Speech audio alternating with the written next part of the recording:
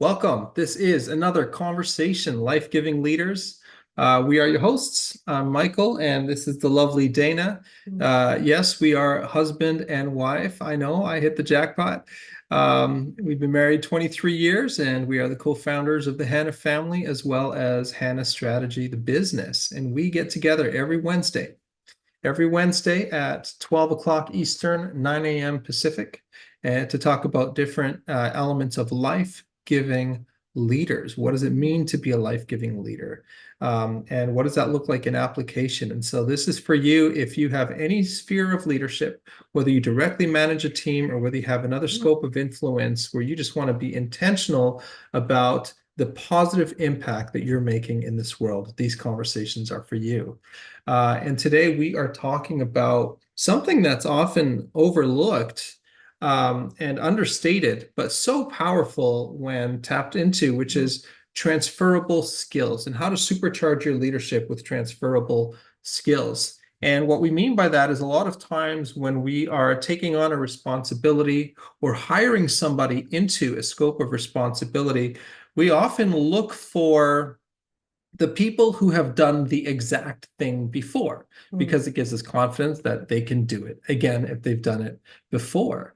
And what it often does is it leaves us overlooking those who have done not the exact thing in the exact way, but a different thing whereby they can port over those transferable skills, transferring them into your environment and actually bringing a fresh perspective to it that can not only do the thing well, but level it up and go beyond the common practices that have been established and go into actually identifying even better ways to bring net new value. So transferable skills is a powerful thing, and not just as a leader building a team, but when we look at our own selves, as we look to take on a particular responsibility, so often we'll just disqualify ourselves because we don't check all of the boxes, but actually maybe you check a really special box in a really powerful way.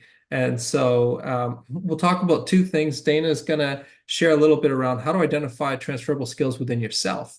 And then I'll translate that into kind of a team environment.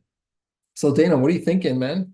Well, I actually wanted to lead you guys through an exercise. It's something that I've been taking a lot of my clients through. It's something that I actually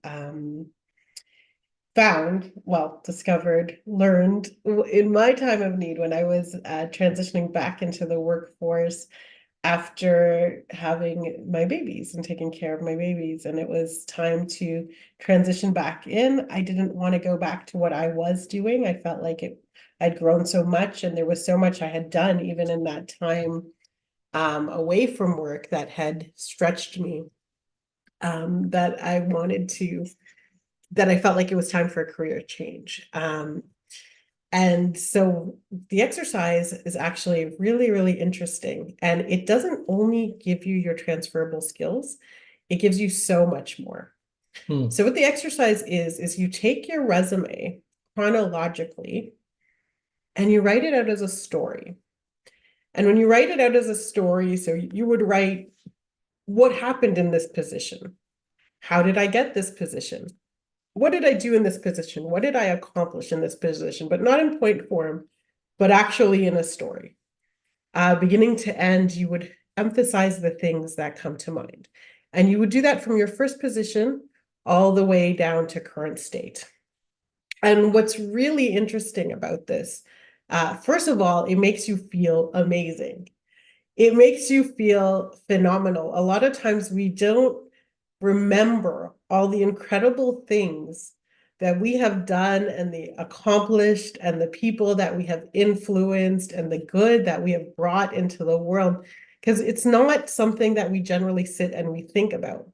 But when you write out your resume in this form, it just recalls so much success. It can also recall things that were painful and things that were, and that's actually really, really useful too.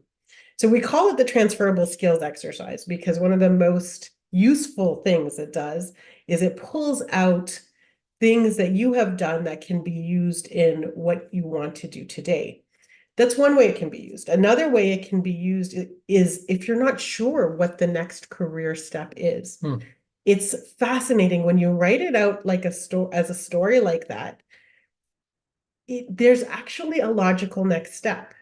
It actually gives you that aha moment to say, oh, of course, this is what I should do next because I've been prepared in these ways and these ways. I've done these things and these things. And the next logical step that utilizes this is this thing. So a lot of times we use it even to help clients figure out what is their next step with clarity and confidence. It's incredible how the clarity comes. It's also useful because it helps you figure out the things that build and drain your joy. So when you're writing out the things that you've done in the position, you'll feel where you feel joy and elation remembering it, and you'll feel where you feel the opposite of that, right? So it helps you kind of recognize what activities build your joy, what activities fit into your natural genius. So when do you feel most alive? When do you feel most yourself? When do you feel most in the space where you were created to be? And then the final thing that we really use it to help clients find is who do they work best with? Do they work best? Like when you kind of look all of those different positions over, you can say, oh, wow, I really excelled when I was leading and I had a lot of freedom. Or I really excelled when I had a team and we were shoulder to shoulder. Or I really excelled when I had lots of accountability. You discover the types of people you work best with. What is their design? What is their profile? What's the design of the people you work best under? What is the design of the people you pour into the best that you have under you, that you duplicate yourself best in? Do you work best in a partnership? What is your design? And it's really important to know these things because as you're going into your next step, whatever it is, you want to be intentional. You want to be intentional on knowing exactly what you're looking for. What's the ecosystem? What's the culture? What's the people that I work well with? What is the structure that makes me thrive? What is my natural genius where I feel most alive and where the work is feeding me life, so I can continue to do better and better and to pour into people and to do well. It's interesting when we do this transferable skills exercise, I often find my female clients almost need convincing of how incredible the thing that they've done is. It's like if we've been in environments over time where we haven't been acknowledged, sometimes we actually don't acknowledge ourselves. And doing this exercise, if you're male or female, it doesn't matter, but doing this exercise really does spark life. It shows you what's your logical next step. It helps you discover what builds and drains your joy. And it also helps you discover what ecosystem you should create around yourself for your best success. Oh, so powerful. So much on what you said that I'd love to dig into. I know we're going to run out of time. We'll only go until 12:30, but I want to just hone in on this aspect, Dana, of like writing out your story and discovering the logical next step. So often when somebody's trying to make a career decision or saying, well, where do I go from here? They just look at current state and try to figure out the next step from it. Right. Even when folks reach out to me and let's say they're looking for a new executive position or something, and I want to look at my network to see what doors I can help open, and I'll ask them, what are you looking for? And more often than not, the answer I get back when I say, what are you looking for is, well, here's the experience that I have. Right. And I'm like, wait a minute, that's not what I asked you. I asked you a question about the future you desire, and you answered with a statement about the past you've already experienced. And already in their mind, they're tethering the possible options based on the experience, the exact set of experience that they've already done. So let's take an example because I find examples will always help to bring it home. So let's suppose I was an events manager. Mhm. I used to put on large scale events. And now I'm considering an opportunity that's really meaningful in my heart, but I just don't think I'm qualified. And let's say that opportunity is to chair the board of directors for a local food bank. Okay, I'm going like someone completely different, right? Mhm. So I'm an events manager. I'm an awesome events manager, and I really have on my heart to join this board of directors and maybe even chair this board of directors for a local food bank. And I feel totally out of place because I've never done a food bank before. What do I think? How do I think about this? Well, it's actually, this is with the benefit of writing it as a story, because if you have this part where you want to chair this local food bank, then you probably have done things along the same lines in your history. It might not be so clear cut, but when you actually look at your activities that you've done, and that can include your volunteer positions, you will find that if that's actually the thing that you really feel like you desire to do right now, there is most likely activities all throughout your history that have brought you to this moment where you can do this. Mm. And a lot of times we're just not aware of that because we're looking so just one track minded. We're looking at our last position, our most current position. We're not looking at the whole story and the whole history. We're looking at how we feel today. And oftentimes in a transition, how you feel today could be discouraged. It could be hopeless. It could be that your focus is so narrow, and this opens you up to looking at your whole self, at your whole history, Mm. at your whole experience, including those volunteer positions, because a lot of times the value and the leadership and the things that we can get from those other experiences is just as valuable as that we can get from our Amazing. workplace, and all those skills are transferable. Yeah.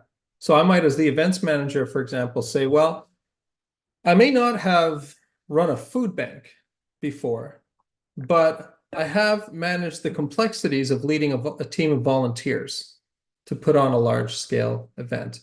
I may not have managed the warehousing logistics of the thing, but I have managed the event-based logistics with the planning and the execution and the real-time adjustment that's needed. I may not have done certain things, but I do have experience with capacity planning and around that, Right. or relationship building and actually connecting and building relationships in a community to see an event succeed. So you start to see that I haven't done A, but I have done B. And that's a frame that you can think, is you can literally say to yourself, fill in the blanks.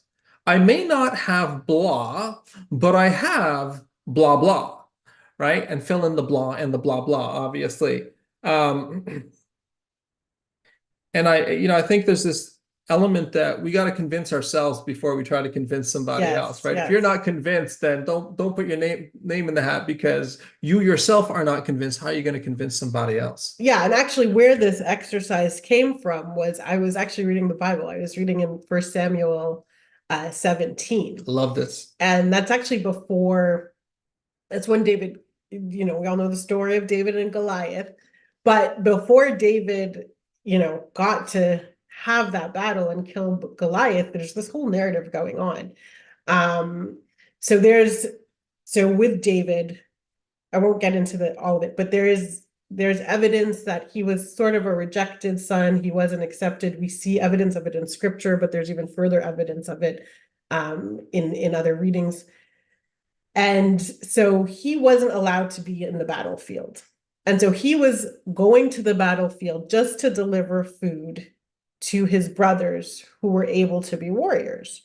And so he gets to the battlefield, their lowly servant, just there to deliver food, go back and to be a lowly shepherd. And when he gets to the battlefield, nobody is willing to fight this Goliath, this giant, this opponent. And he's threatening, he's like, he's mocking them and he's threatening them, and everyone's cowering in fear. No one's willing to fight him. And David just feels like, no, this is not okay. I'm going to do this. I can do this, right? And he actually, his brother, his oldest brother is like, what are you doing here? What are you asking questions about? Why don't you just go back to your few sheep? Like emphasizing to him, you don't belong in this world. You've never done anything like this, which is often how we feel when we kind of want to take on a new endeavor. That voice comes. Yeah. Well, what did David do? David turned his back. It says he turned away from his brother who was saying this to him, and he turned to the next person and he asked them the same question he had asked the previous person, which is, what is the reward? Like, what will the person who defeats Goliath get? He was getting some internal motivation in front of him. He was putting kind of a vision in front of him that would allow him to press through, any insecurity, any challenges. So then he wanted to fight Goliath. So he needed to come before Saul, and he needed to convince Saul that he could fight Goliath. David was able to convince Saul that he could fight Goliath. David had never been a warrior. David had not set foot on a battlefield. He did not have that type of experience. Why was he able to convince Saul that he could kill Goliath? He was able to convince Saul that he could kill Goliath because he believed that his experience up until that point prepared him for this moment. Oh, you need to put that on a t-shirt. And he was able to say to Saul, hey, listen, I killed a lion. I killed a bear. Like, he actually saw these things where you have to actually take the time to see how this is related to that and to see how this plays out to that. It wouldn't be on a resume, killed a lion, killed a bear for killing Goliath. It would look very different, right?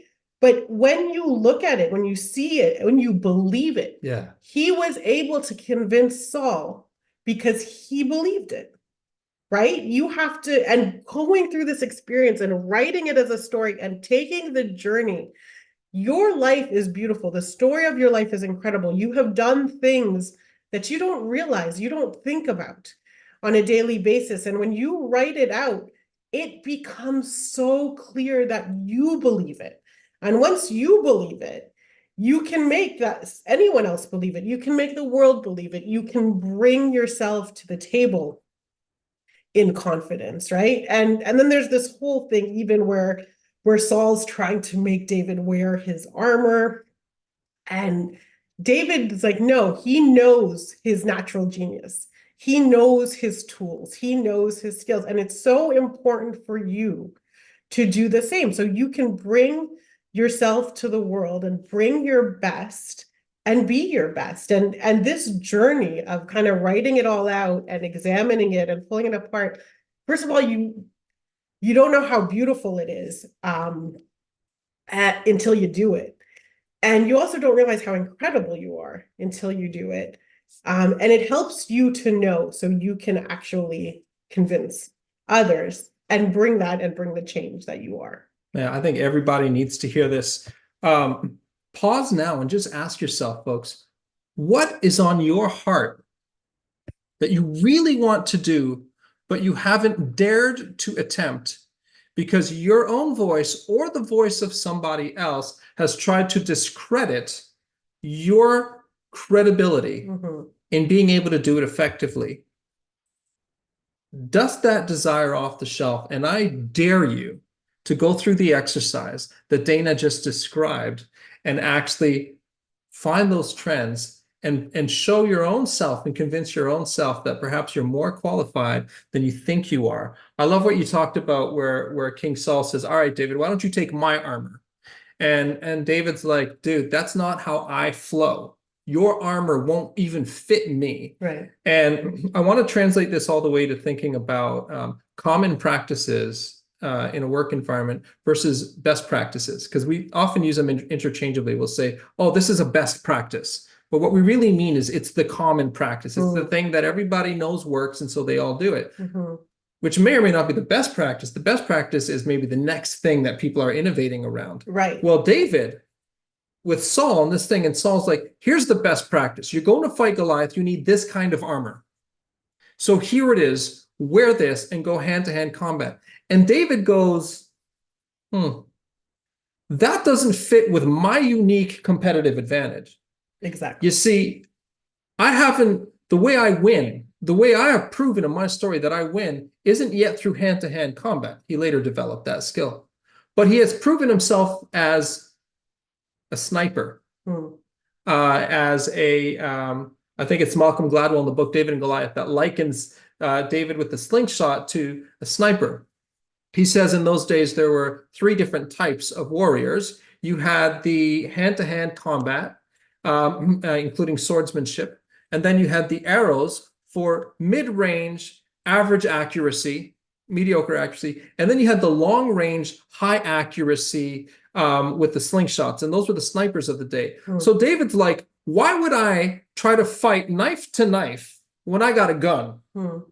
And so David had his own unique competitive advantage that he had delivered. And when you come in now, let's say you get the job and you come in, yes, you should learn the best practices and all of that, but don't lose the advantage that you have by not having grown up in that space and the fresh perspective that you bring to the table. Right. And it's interesting because we talk about this when we talk about transferable skills. And even when I first created the exercise, it was for like fitting into a particular position, like job wise in the workforce. But actually what I find it's used for commonly with our clients is when someone's starting a new business and they don't feel like they've got what it takes. And when they go through this exercise, they're like, whoa, wait a minute. I've been doing this in some way, shape, or form my entire life. I've been doing this for other people and I've made them great through what I've done. And I know how to do this. I actually know how to do this and I have been doing it and I can do it. And it's who I am. And this is how I do it. Like you're saying with David. We see that all the time, don't we? Well, now let's talk about how do we translate this? If you're the leader leading a team, building a team, designing a team, hiring somebody new, here's what we tend to often do is we write out the job description and we post it. And then we go to our recruiter and we say, find for me as many highly qualified people as you can who are likely to succeed in the role. Okay, makes sense so far. The assumption we're making is that the way that we will find people who are likely to succeed in the role is by finding those who have done the exact thing in a similar environment before. Okay? But what I want to say to you is this, we don't actually hire for experience. We hire for likelihood of effectiveness in the role. The experience is only useful in that it has proven to us that they can effectively do it because they have effectively done it. That's right. But we are limiting our search so significantly if we only look for the people who have been there, done that. And we actually introduce risk, and I'll explain the risk in a moment. I have found experientially that probably 80% of my best hires, and I have hired a lot of people, about 80% of my best hires were people who had not previously done the job before, but had transferable skills and were able to bring a fresh perspective to the thing. When you only hire people, here's where the risk comes in. If you only hire people who have done the exact thing, first of all, they may not be as motivated because they're not being as stretched, they're not being as challenged. And so if you're hiring someone who's been there, done that, and wants to be there, do that again, it's possible that the ambition behind that isn't at the capacity that it can be. The other thing is, especially if you're hiring someone onto a team, if you have a team of people doing the same thing, for example, a team of salespeople or a team of software developers, whatever the team is, a team where they all have similar job descriptions, then you have an opportunity to introduce diversity into the team. So when you're hiring, you're certainly hiring, you're not hiring for experience, but you are hiring for skills. But skills can be learned. There are other dimensions that are really important to hire for, not just for skills. Those are values. How do their personal values align with your organization's or your team's values? Number two, mindset. How does their world view, how does their mindset about how they would approach the position, the responsibility, how does their mindset help them to see opportunities that others might not see? So mindset. The third, character. Character has to do with their rhythms in how they think, speak, act, and make decisions. Can I trust this person? Will they operate honestly and transparently and in a forthright manner? The next category is posture, which is similar to mindset, but posture is more about based on the stage of life that they're at right now, what's really important to them? Are they really leaning into the thing? Are they, and every stage of life has an intrinsic advantage that can infuse somebody's mindset and act as a major motivator. The key is not everybody's motivated the same way. And then skills. So what did I say? Values, mindset, character, posture, and skills. Remember, the skills can be learned, but all of this other stuff is a lot more intrinsic. And in a lot of ways, you get what you get.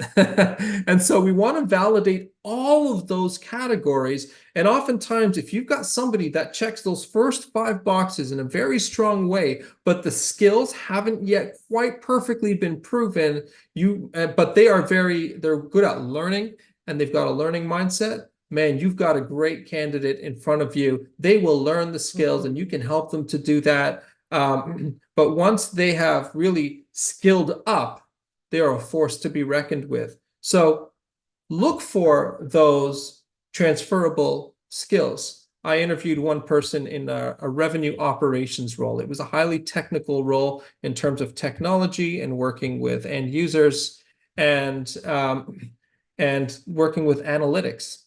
And they came from a traditional science. I think it was some sort of a chemical science background where they were running experiments and literally working in a lab. And then they came into this revenue operations role and they ended up being one of the best hires. And they actually were able to replace me in a very short period of time, which is the ultimate measure of success as a leader.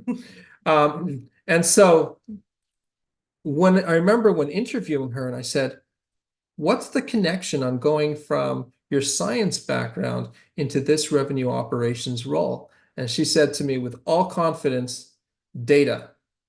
All day, every day, I analyze data and I translate it to decisions that make a real world impact. Yes. But I don't get enough real-time human experience. And I'm energized by working with other people, and this checks both boxes. That's why I'm making this shift. Awesome. I said, say no more. I was impressed for 2 reasons. One, the answer itself was absolutely brilliant and completely natural. The second thing I was impressed about was the fact that she recognized that point of connection and was able to with the utmost of confidence. And how did she convince me? The same way that David convinced Saul. Her confidence was contagious. I repeat, her confidence was contagious. Now, the exercise we're talking about, these decisions about life, and these are things that we cover in defining your next chapter with clarity and confidence. But there's so much more. This is just one of very many exercises and processes that we help take people through. Can you give a quick overview of clarity and confidence? Yeah, so this is a program that we run. It's called Defining Your Next Chapter with Clarity and Confidence, and it helps you do exactly that. It's a group coaching experience with other leaders where you have content, online content, about 6.5 hours of videos in 3 to 11-minute chunks that you get to keep forever. But it's also a guided community-based experience where you get 90-minute coaching sessions over 8 weeks to really help you take the principles like identifying your transferable skills and other key principles to help you get to know yourself really well, love the self that you know, and make decisions about your next chapter with clarity and confidence, because I know myself, I love myself, and I know how to honor myself and bring an impact to the table. And so if you're interested in that program, simply go to hannastrategy.com. That's Hanna, no H at the end. It is not a palindrome. hannastrategy.com, and just click Let's Chat. And we're happy to share a little bit more about that program with you. Also, if you're looking for leadership development within your organization and you want to help to level up the quality of leadership that can help to level up the teams around them and have a strong synergistic cohesion between the leaders in your company, synergistic cohesion, that sounds way too consultancy. If you want your team to get along well as leaders, reach out to us and we will help you both work across functions well, grow in your individual leadership, as well as make sure that you're helping cultivate the best out of the people that are on your team. So hannastrategy.com and click Let's Chat. Members of Life Giving Leaders, we are now going to go into the membership conversation. If you're curious about that, and what does it mean to be a member and have access to the private Zoom-based conversation at the end of each of these live streams, go ahead and just message us, or again, hannastrategy.com, and let's chat. And we're happy to share more about that. So what are you walking away with today? Transferable skills. See them in yourself. See them in others. And if you're convinced, you can convince others, and it can help really supercharge your leadership experience and the impact that you're making with your teams. Members, we'll see you in the room, and thus ends the live stream portion.